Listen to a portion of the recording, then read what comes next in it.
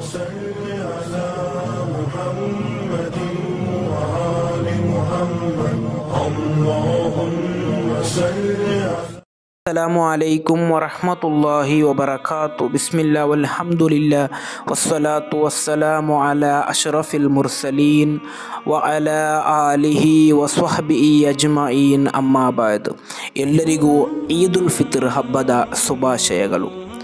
ಈ ಒಂದು ಈದ್ ದಿನ ಈ ಒಂದು ಸುನ್ನತನ್ನು ನೀವು ಮರೆಯದಿರಿ.